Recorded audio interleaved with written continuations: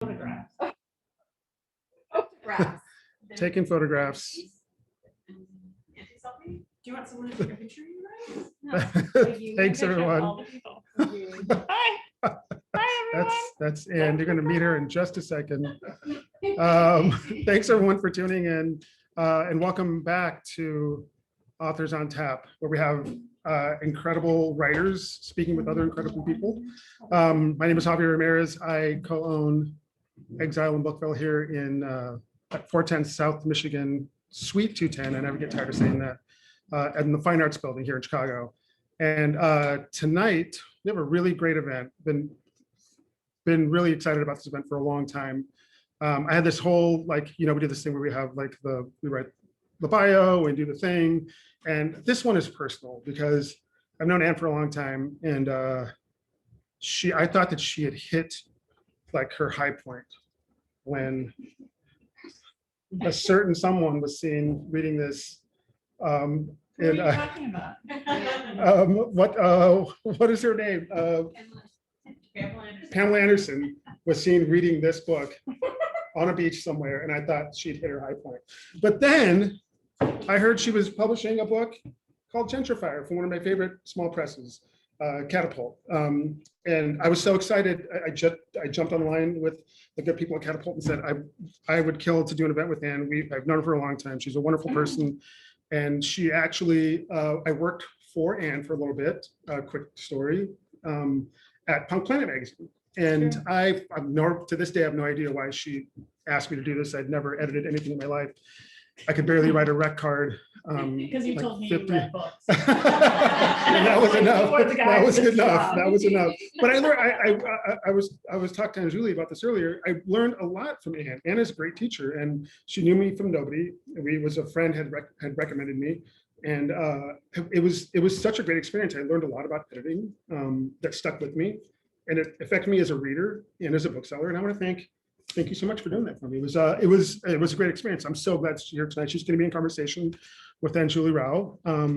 And I'm going to get out of the way in a second, but I just want you guys to know that we're going to have signed copies. I'm going to watch Anne sign every single book and make sure I did not agree to this. we will. It'll be live streamed. And we ship all over the country. She'll be happy to personalize, let us know. And we have a good crowd here tonight. Probably have some good questions. I'm going to get out of the way and let Anjulie and Anne talk for a bit, and then we're going to have a party after that. It's going to be a short event, but those of you that couldn't make it, you're going to kick yourselves in the ass for it. So here we go. Let's get started. Welcome, everyone. For not being here. All right. Can you guys see? Can we see both of you We're guys? only looking at me. Yeah. Who needs that? Okay. Boring. You got to get in there, Anjulie. This is part of the deal. But if I, Okay. there's a whole people. Yeah, I know. We're Individuals acknowledging that can't see. audiences while also being on a Zoom. Hi, Anne. Hi. Okay, awesome. Thank you all for being here, both in person and virtually. I want to say really quickly, I have not worn a mask indoors in a long time, so this is very exciting for me. It's like a new. How does your mouth feel? Free? Like my Yeah. face just feels soft. There's so much New. freedom happening in this area. Sure, Justin. Yeah, Because can you move it down? There's humans that exist. That is one Okay. of my favorite humans. Sarah Sarah Bowling. Bowling. She's Hi, wonderful. Sarah. Yeah. Hi, Sarah. Yeah, and then Cool. Oh, look at that. Whoa. so much tech. Can I flatten this Okay. down? What we want to do is lower the whole thing. Oh, great. Thank you. Change this. Yep, there we go. We're professionals. Yeah. That's good. Yeah, All right. I have a degree in photography. Dropped your, okay. Anyway. So, Yay! Yay! So happy to be here because the last time I saw Anne was when I did a pilgrimage to Detroit to go to the African Bead Museum. And I happened to remember that Anne, who I met Anne when Anne came to my graduate this like a salon to give a talk about Howard Dean and the truth about Howard Dean.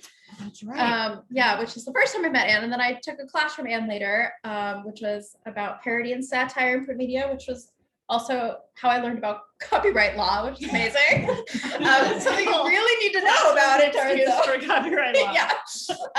And then happened to be in Detroit when you were living in this house. And so as we were kind of chatting about earlier, when you said like I needed to write this book because all these people were like, oh, what happened to that house? Yeah. And that's what this is sort of like that. But the thing, okay, so I write about the built environment, I write about architecture, I'm a journalist, I'm a critic, and I feel like a very selfish person, and then I read things like this and immediately I'm like, this is about all the things that I care about, and that I kind of like leave out. And I know there's so much like beautiful things about the neighbors that you have and the relationships you develop, but like what I really want to talk to you about is this idea of like what happens to you and your relationship with your city when things are failing. Yeah. And I think that there's something that's really wonderful that happens when people live amongst failed systems and failed infrastructure, and this intimacy that you develop with the built environment when that happens. And I think that like, I want to start by asking you about street sweeping, because that was my favorite part. I think it's the most beautiful description of what happens when street sweeping happens, is like all this like stuff gets kicked in the air, and you talk about the light being different suddenly, and then it all just comes back down and everyone's life returns to normal. The thing I want you to like talk to me a little bit about is about failure and what happened, like how do people feel about their city when things fail? Yeah, I mean, I think a couple of us have talked about this around Detroit tonight, even, that the story of Detroit is so much about like, we thought this was gonna happen, and then it never did. Yeah. And so I think what's interesting about that city is that there's no moment in recent history, or there's no moment that I can pin my own experience with Detroit to where we can pinpoint that moment of failure, because it started it really started in the 50s. You know? People started getting laid off from their jobs. And there was sort of a system that was beginning to crumble then, especially for Black and brown men working in the factories that were starting to lose their jobs already, even as like the rest of the economic infrastructure in the city was amping up. And so the story of Detroit in so many ways is the story of like repeat revitalization and repeat failure.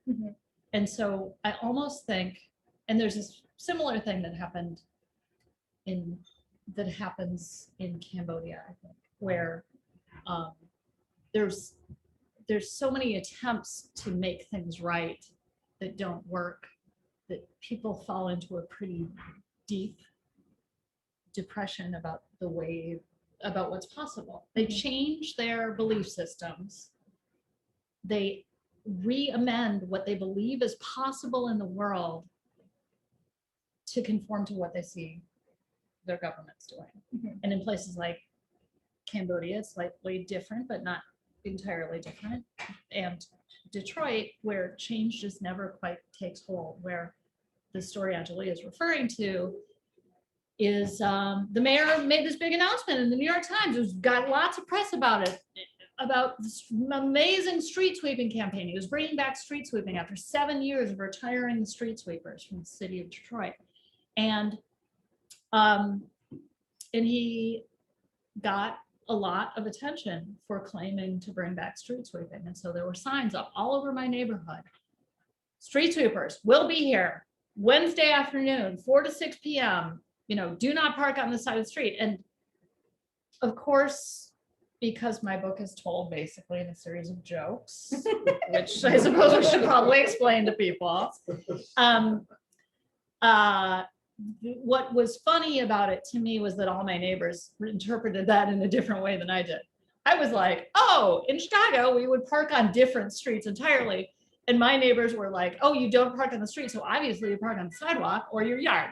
Yeah. And so my whole block was just filled with minivans, like parked on my sidewalk, driving up through my yard. And it was very disconcerting in terms of like basic propriety.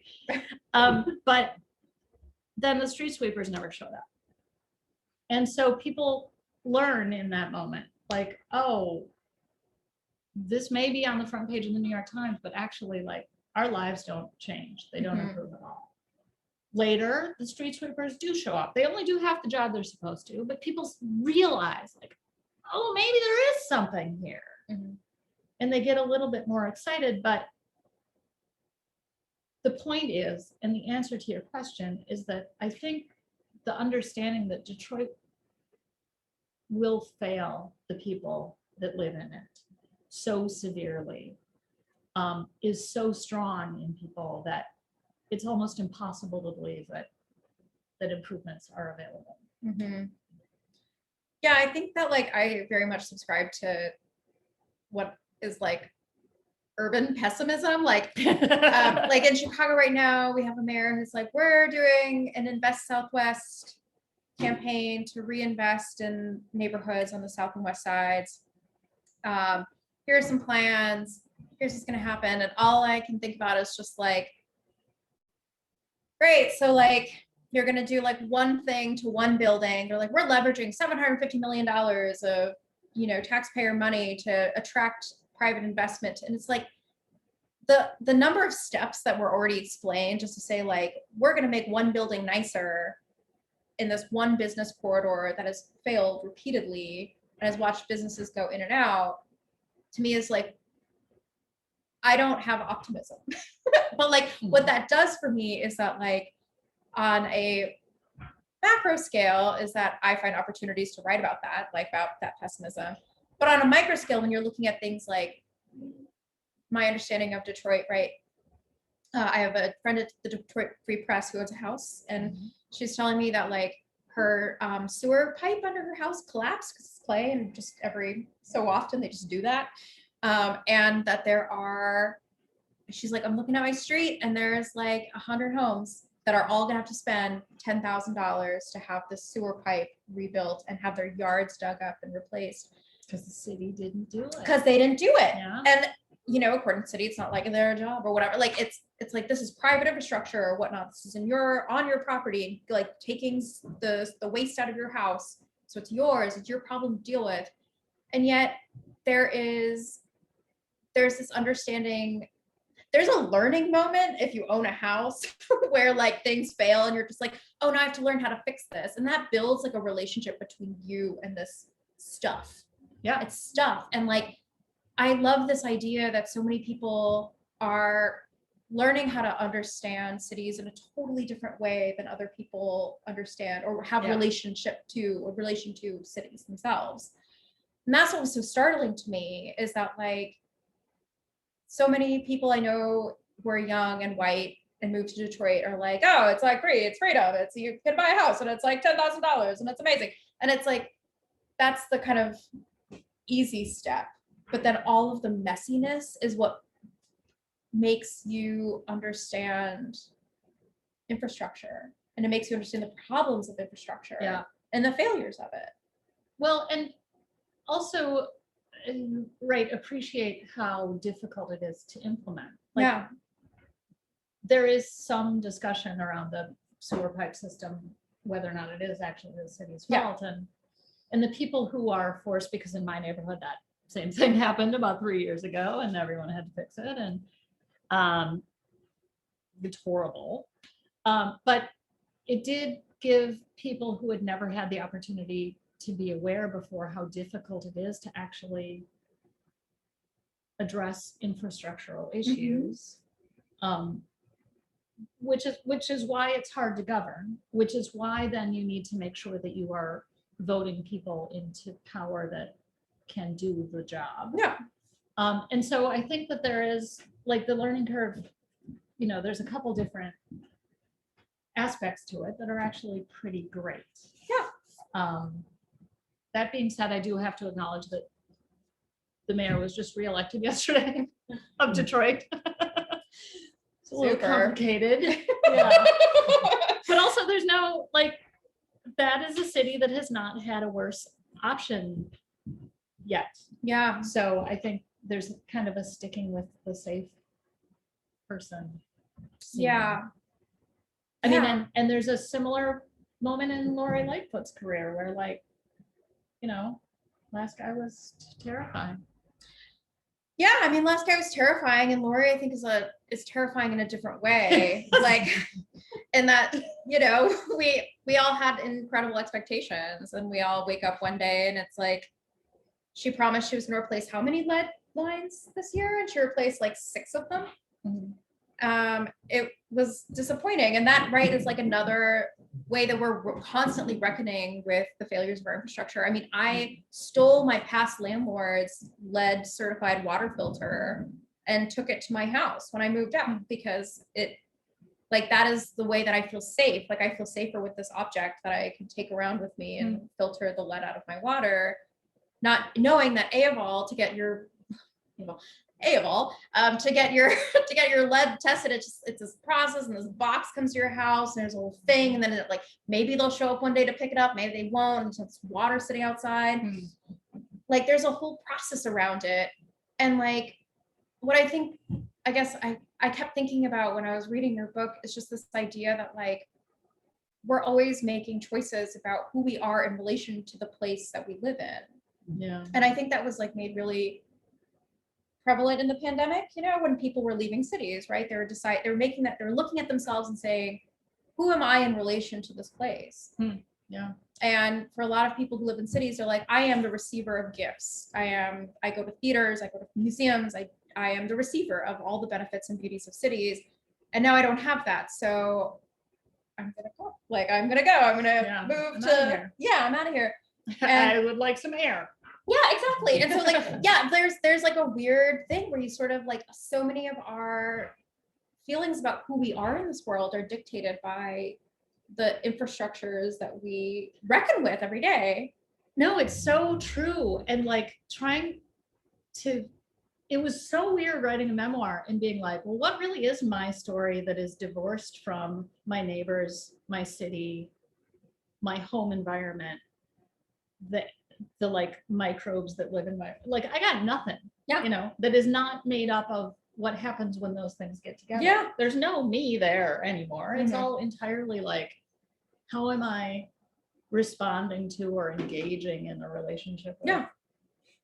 Mayor Duggan and my broken roof and, you know, the neighbor girls who come over every day. But like, the other thing is, like, I'm thinking about your presence in Detroit and, like, the program itself as being like, we bring you to Detroit without any infrastructure for support, but you're required to be here 80% of the time. So, Yeah. like, who are you in that moment when you don't have places to go teach or to do readings or to, you know, like, Yeah. that was like a big part of your show, is like, where do I get work from here? Because like, there's not a lot of infrastructure to support a writer's life, thinking that it's almost like they assume that to be a writer, you don't need any of the, like, I'm using the word infrastructure loosely, by the way. Infrastructure is not just sewer pipes or electrical lines. Infrastructure includes like social infrastructure, right? Like, you move someone, you give them a free house in the city, and maybe they are a pastor at a church, and there are no churches. So what are they supposed to do with their time, right? They just think that, like, all pastors need to do are like blog by themselves all day, like Think about God. think about God, and then like that's it. There's a whole like anchor. But that's to do. Okay. Like, exactly Yeah. the situation. Exactly. Like, so that's the idea, is like, who is Anne when Anne gets this free house without any actual infrastructure to support a writer in supporting themselves to maintain that house and also like put food into them. And yeah, I mean, it's tricky, right? Because we operate, especially in the arts, in writing, in criticism, under this absolute deficit of faith in what we deserve to exist on. And so, and not in any way to actually knock being given a free house, and not in any way to actually question the particular cost of this exact free house, but that it's so easy to be like, oh, a free house is obviously the greatest thing that any artist can ever have access to, is so removed from the reality of how you need to exist in a city or anywhere. And a lot of that, I think, is just about what we believe about the arts, what we believe to be true about what people need to do. I mean, this is all the same stuff that you were saying, but like, Do you feel like you were in the years you were living in Detroit, like at that point, like who were you then? Like did your sense of self change? Alter. Yeah. Drastically. Many times, yeah. You wrote about the daily. whole, like the depression, like But that's exactly what I'm referring to, is this like sudden loss of any sense of orientation, community grounding, or I mean, whatever. The people in this room were, primarily my support system. So it's not like I suddenly became this invisible nothingness that couldn't function, but I think I got pretty close of like, well, I can't do any of the things that I do. What's the plan here? Yeah. But a lot of this then gets into like white girl complaining about her free house. And so that's not interesting. Yeah. Fundamentally. Yeah. But it is, I think, a question for like, how do we think about structuring arts organizations in a way that actually support the artists we're trying to support? But the story the book tells, I think, it tells kind of a deeper story about how city policy rewards certain people and takes from other people. Yeah. I mean, I also think this idea of this like ethos about how, like talking about houses as being free, right? It sort of places housing back into this idea of like it being a commodity, like a normal commodity, which it's not. And like, if like the ideas around like housing commodity theory is that like houses there's like supply and demand, like if someone has a demand for a house and you can supply it, they still likely cannot afford it. And so like, but when you like, it's not a conventional commodity, you're not trading housing on an exchange. But like that sort of question about like who you're supposed to be, and not even just like the policy around it, is I saw your tweet, and I hate starting questions like I saw your tweet. But did someone contacted you about the title of, was it this book? Was it about Gentrifier? Did someone reach out to you about that? Well, people have asked me about the title. I'm not sure which tweet you're Okay, you were referring like, to. someone contacted me like angry about the title of a book, and I said you should probably look at my other book title. Yes. Yeah. Are people angry about it? In interviews, I get a lot of questions that are like, so that title, and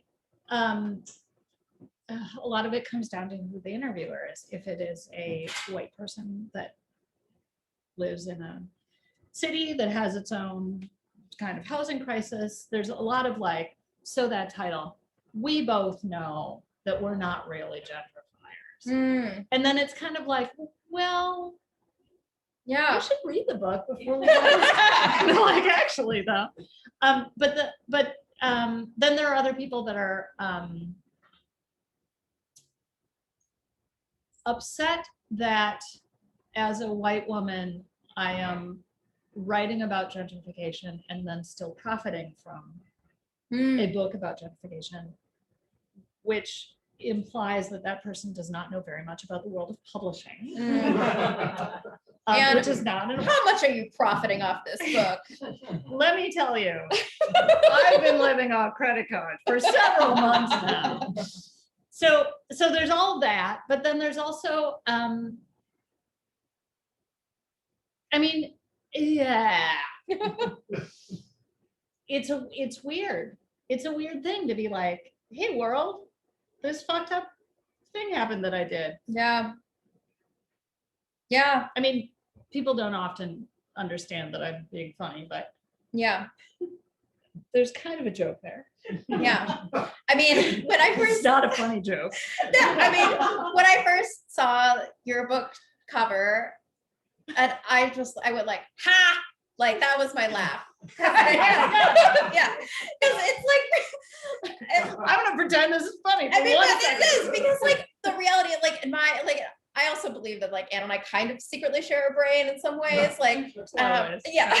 But like I hate the word gentrification so much. Because it doesn't mean It doesn't mean anything, right? anything. Oh my God, it means like nothing. I don't do this, but it happens out there. Oh my God, it means nothing. Gentrification is a fucking solvent to get people engaged in some type of discourse. It could be policy, it could be planning, it could be architecture, But that's isn't it mostly just white guilt? It is, it's white guilt, but also like, right, it is a way to like, for people to awash themselves of understanding the complex and unfortunate financial systems that like displace people.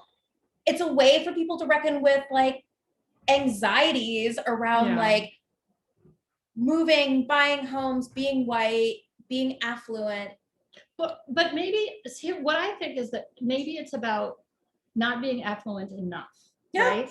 To be like, well, I'm white, but I'm kind of a failure because I'm not actually making enough money to buy a home in an area where I can't take on the term gentrification. Yeah. And so there's this like weird apologia built into it that's like, I'm white, but I'm not rich, and so Yeah. So like it's okay. Like it's okay, but I know it's weird and like right. to me it's like what gentrification has done to my life is that I have like attended dozens of community meetings where Black and brown residents are afraid to repair a curb, right? A curb cut at a stoplight where people are dying because the cars are driving so close to the curb that people are actually getting hit by buses just by standing waiting for the light to turn. So like people see that curb repair as being gentrification, like super basic repairs to like very normal infrastructure as being a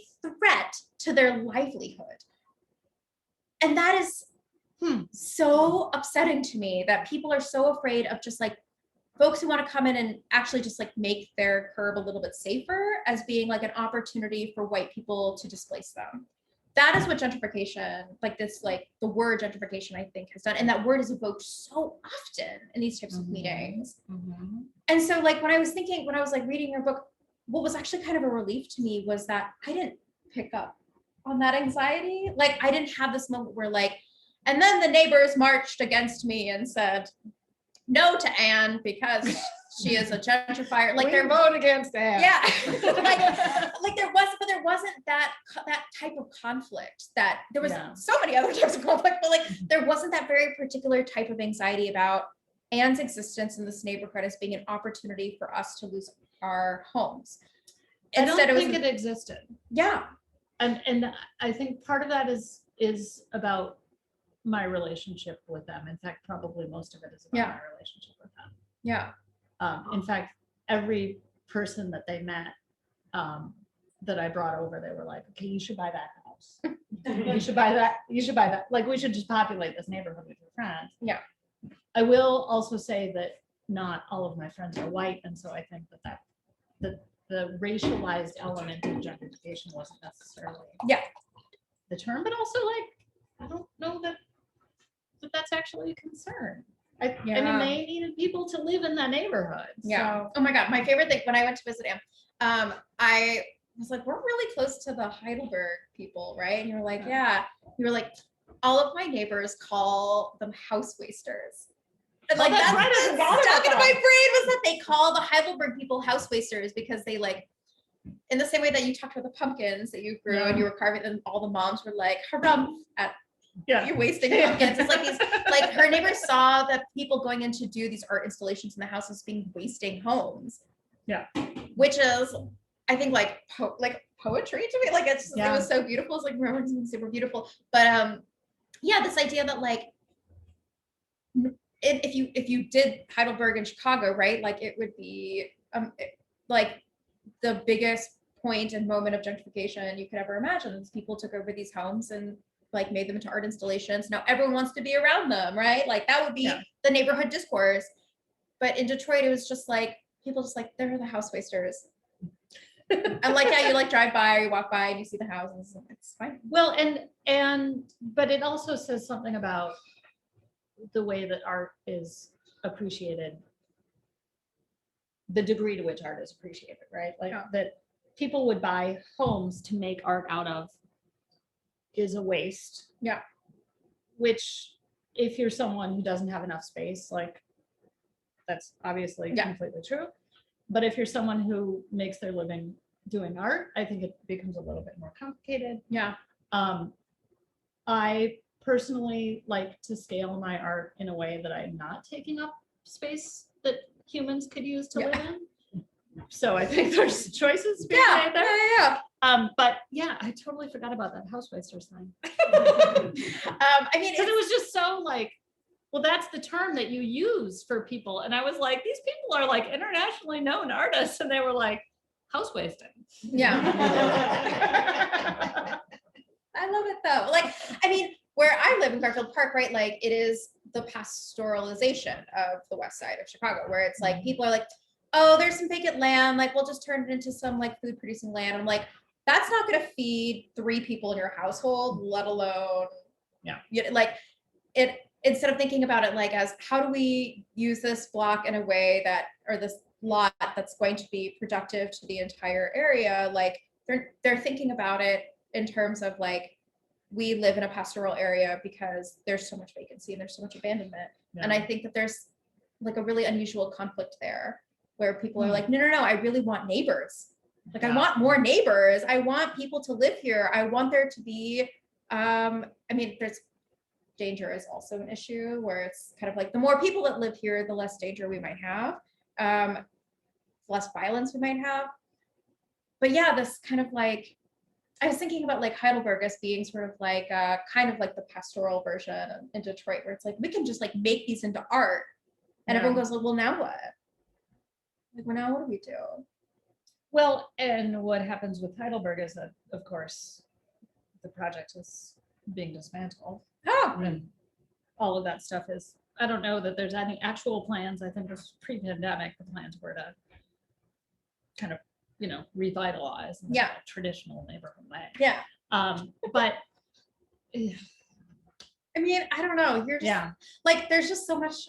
The thing I love about your book, right, is just that it talks about built environment issues in a way that is just as much about you and who you are in that particular moment in time as it is sort of like collecting this information about the reality of Detroit, whether you're like writing about the schools, like the deteriorating school conditions and like what kids have to deal with every day. And I love that like your neighbors are just like, it's the water, and then they like go home like it's on like it's poison again. Yeah. There was this one day where and I didn't write about this in the book because it was too similar to the water thing, but like Sadia, so there's 2 girls in the book, young women, that kind of like most of the facts that emerge in the book emerged either through them or through like really basic like research that I do on the page. And so there's just these really smart young women that I live next to. Did you actually meet them when you came? I did not, no. That's too bad. But so Sadia, the older of the 2 by like a year and a half or something, comes home one day and I was like, what are you doing at home on noon on a Tuesday? She was like, well, there was some poison gas in the school. That's not okay. Yeah. You know? But she was like, it was like a week and a half after they had to go home because the water was poisoned. Yeah. She's like, it was brown and it smelled bad. Yeah. How is your life being put into danger on a weekly basis by the school system? Yeah. But what's so that's like what's so fascinating to me is like, also, that's not the thing that is defining her everyday sense of safety, right? Like perhaps something else, like her family, her community, like those are the things, like and that's kind of what I'm saying is like how infrastructure sort of helps us locate ourselves in this world. Like Yeah. where your water can be straight up poison and she's just like, gonna go see Anne. Like that's Right. that's like how, and like maybe that's a kid thing, but also like your safety and your sense of self and priority takes place elsewhere or can be identified in other sort of ways. Yeah, and I think in my neighborhood, it was so much about family, which then becomes interesting for me as like the single lady, like, just screwing around all the time, you know, has no plan. But of course, like what was grounding for them was also grounding for me. And so it did function in this way that was like almost allowed me, did allow me for a number of years to like be in this extremely unsafe municipal environment, but feel really well cared for on a basic human neighbor level. Yeah. Yeah. That's I mean, you real. still need clean water and not. Yeah. Yeah. I mean, but isn't that unusual that like there's so many moments where, you know, if you're on on the CTA and things are stopped and the air stops moving and you have that moment of just like, is this how I die? And like, I feel like a part of that is like, do I trust the people around me to not kill me if something really bad happens? And I feel like, not to say that people should put in dangerous situations, but like, I feel like the more we can ask ourselves these questions, like, how am I cared for? And like, by the place that I live, and like, what do I do in turn to like care for it? Yeah. And I think that for, you know, as you're talking about policy, right? That's for a lot of people, it's the only thing you can do is like, I'm gonna vote for the person who can get the things done to make sure our schools function, to make sure we have clean water. Like that for a lot of people, that's like really the limitation to their ability to affect changes in infrastructure that is going to change their lives. So I don't know, but I feel like when I was reading your book, first of all, like as a journalist, I've had editors be like, why do you just go to a different section without transition? Because and it's like, it was really nice to read. Transition would be my response. I know, but then it's like you read about our cat and a second later you're reading about like schools collapsing. It's really wonderful. Let me explain. I love it though. Okay, so the book, if you haven't read it, is built on these little vignettes that are often only a short paragraph, but sometimes maybe, I think 7 paragraphs is the longest section. And they're all written in the present tense, but they span 50 years, my entire life. And the thinking about that was about trying to sort of constantly place you in a moment of both joy, where you could experience the thing the way that I had experienced it, but also trauma, where you could be horrified by the thing in the way that I was horrified by it. And so, yeah, you have a very deep and meaningful moment about cats, and then you think about public policy very, you know, from a frustrated perspective. But also like the people's experience of public policy and how it manifests in the world that they live in. Yeah. Which is delightful, which is like precisely what, I don't know, I feel like I've been trying to do my last 7 years of my life. It's just like, look at how this manifests into everyday, like your exhaustion is a product of decisions that other people are making. Like your trauma, your inability to access food, your inability, like these are decisions other people are making for you. Yeah. And our inability to control our own lives, like we have some ability, right? Like you can build that community, you can build that like family structure. It does that. Mm-hmm. I guess I know that we have, I don't know how long we've gone. As long as that's okay. Which is pretty much as long as you want. I'm sorry, I'm talking so much. I feel like I just like want to. I didn't come here to listen to myself talk. Write a dissertation. I'll write my dissertation. I'm here to listen to you. Let me tell you about all the things I thought about when I was reading this book. But that's my ideal conversation. Okay. There is so many things. I mean, also because I had a hard time reading the last couple of years, just like with all this stuff. And so it's like horrible. Reading is a complete pain in the ass. Why do it? It's been really hard. I mean, like just like every time I read something, I like put the book down and I'm like, we could all be dead in 14 days I know, from COVID. that's why you only write a paragraph at a time. And then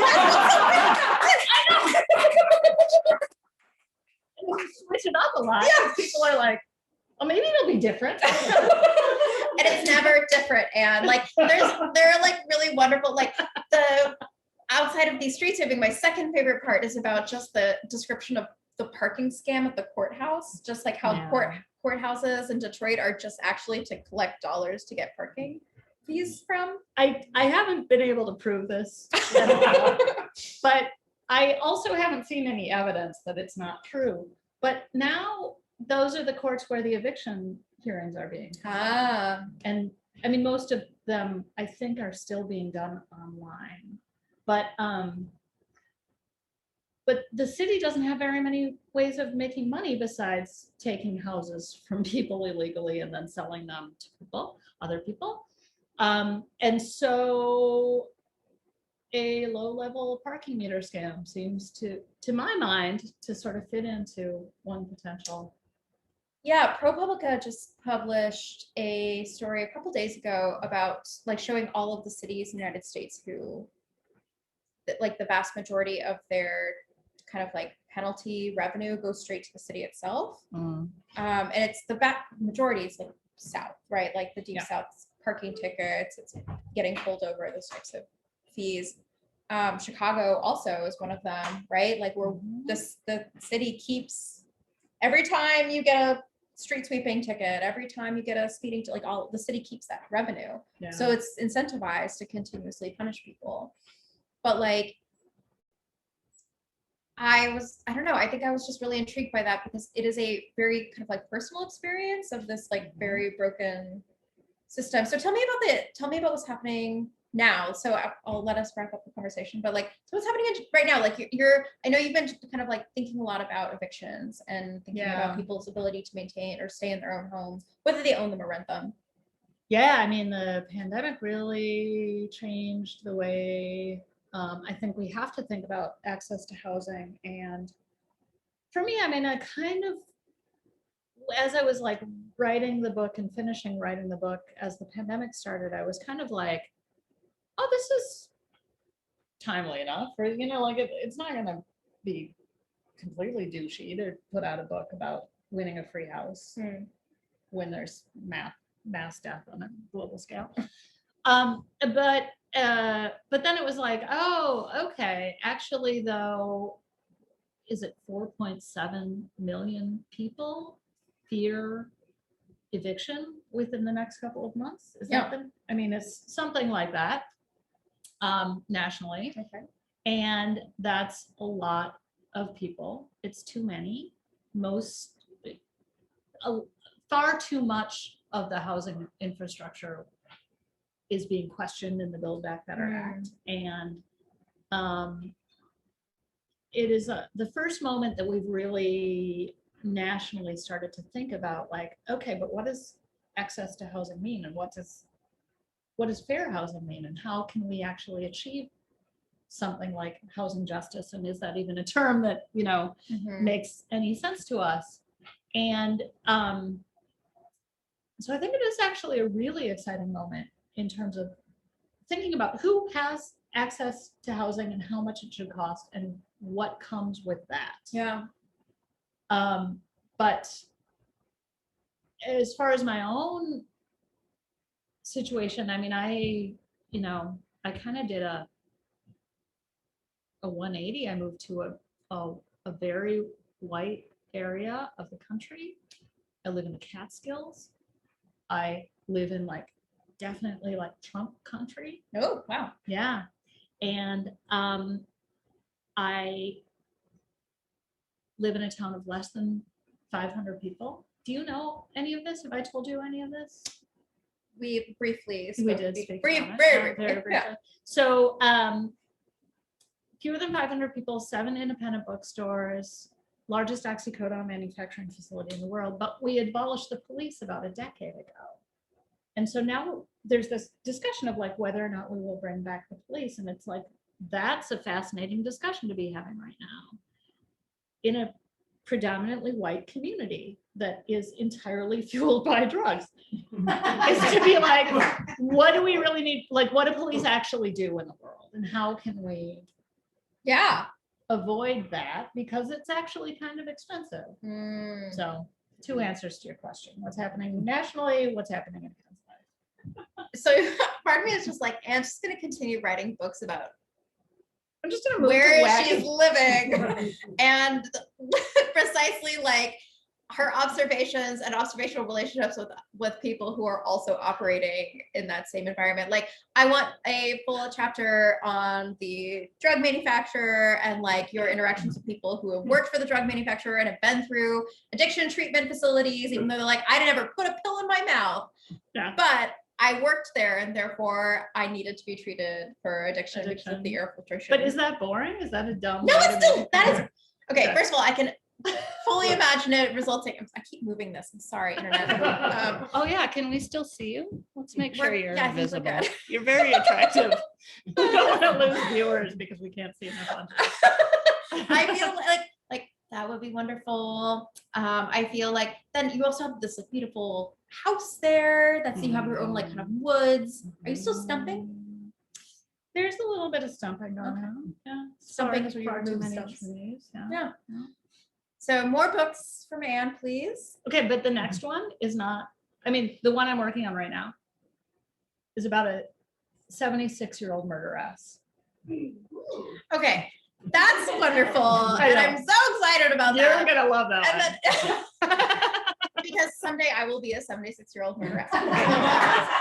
Kind of based on you. Yeah, my future. Okay, I want to open up for questions, and I see that there's some things on the internet, people. Oh, they're all saying hello. Hello, everyone. Oh, hi guys. Can't actually. Oh, everyone's just being nice. Oh. Oh, That's thanks, good. y'all. Oh, No, you're also being nice, oh. but in a different way. Could you say nice things verbally? That would be Oh, helpful. it's so good. Okay, well, there are no questions in the Zoom. Do we have, does Yeah. anyone actually have any questions? That guy has questions. Okay. Joe Mason. All right, so the house that, I never quite got this straight after reading Gentrifier and talked with you, so Okay. good time to have this discussion. So the free house that was given to you, it's in the book where there was a big legal wrangling over, I'm not sure if it was the title or the deed. No, the deed was fine. Deed is fine, The title, which is the part that matters. yes. So I'm kind of interpreting it as the free house that was given to you was never actually owned by the people who gave it to you? Well, Or- that's true. Yeah, so can you kind of address that because it's really But I confusing. think we should first start with the idea of the free house costing $30,000. Yes, And then move on to the fact that it was illegally taken. Spoiler alert, turn off your feed now if you don't want to know. It was illegally taken from someone by the city and then sold to the organization that gave it to me. And then given to me. This has since been deemed I mean, it was sort of always theorized to be a violation of the Constitution. It has since been acknowledged by the Supreme Court that it is a violation of the Constitution. There is a woman now who lives in Detroit. I think I know where she lives. If you guys want to go there with me, you can borrow a car. Get a van. All of us. Yeah, that's true. We need kind of a big van, small school bus. Who is now owed a lot of money by the city of Detroit. But has the city of Detroit bothered to alert anyone to the fact that they illegally took houses from people, sold them at a profit, failed to actually give that profit back to the people that they had stolen the houses from? No, absolutely not. Does that answer your question? yes, that has. Do you have this follow-ups? kind of- I have a follow-up question if I may. Has this been addressed by any of the other recipients of the give a house? The Free House organization. So there were 4 named Free House recipients. And there's me, and we know now what that looked like. There was a non-binary person who still lives in their house and has not dealt with any of the potential legal issues that they have, so doesn't actually know whether or not there are title or ownership issues. There was one woman who has since sold her house and did not apparently have any of the title issues that I had. And then there was a 4th woman who never received her house in the first place. Yes. Yeah, not Nandi? Nandi, yeah. Brilliant poet, currently writing, not unrelated, about generational wealth and the stealing of it from Black families. Yeah. Is there, is this organization still alive? Here's the thing about the organization is that they don't exist. Everyone quit while I was still living in the house, and which is part of the thing. I think I kind of piece it together a little bit in the book. But as I was putting the book to press, I sent a letter to sent an email to the only person that's actually still affiliated, and she was she's a neat woman. And if anybody involved in that organization has the capacity to turn that organization into something worth doing, she does. So I was like, hey, here's what happened with my free house. Like, just so you know, I'm writing this book about it. And she was like, holy crap, I'm so sorry. Here's what we put in place to make sure that wouldn't happen. I'm sorry it happened anyway. But I do still own the name of the organization. Okay. This is why I didn't use the name of the organization in the book. If she does something with that organizational name in the future, I don't want to be the reason that she fails. So the organization does not currently exist. It may come back in a future form. It will certainly address these kinds of issues. We'll see what happens. Yeah. It was a big deal when it started. A big deal. It was a huge deal. But it was really well marketed. Well, I could go on. There's like a really wonderful scholar in New York who writes about trash, like how trash moves in and out of Black neighborhoods and makes way for white people. And I feel like it's very relevant. I will not do that. So trash is totally unrelated. I mean, trash meaning houses that are falling apart and are potentially not owned by anyone. No. Yay, Anne, you're the best. You are the best.